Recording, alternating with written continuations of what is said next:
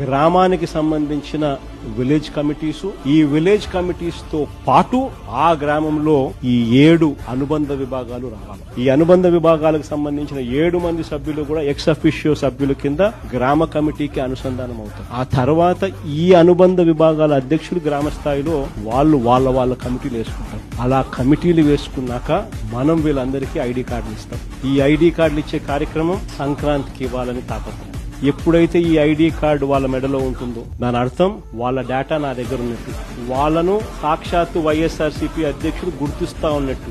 ఆ గుర్తింపు ఎప్పుడైతే ఆ గ్రామ స్థాయిలో ఉన్న వ్యక్తికి ఎప్పుడైతే వస్తుందో అప్పుడు ఈ రోజు పార్టీని లీడ్ చేసేది గ్రామ స్థాయిలో అనుబంధ విభాగాలకు సంబంధించిన ఈ అధ్యక్షులు లీడ్ చేయడమే కాకుండా రేపు పొద్దున మన గవర్నమెంట్ అధికారంలోకి వచ్చిన తర్వాత వాళ్ళను ముందర పెట్టి వాళ్లకు మంచి చేయడమే కాకుండా ప్రజలకు కూడా వాళ్ళ ద్వారా మంచి చేసే కార్యక్రమం కూడా జరుగుతుంది.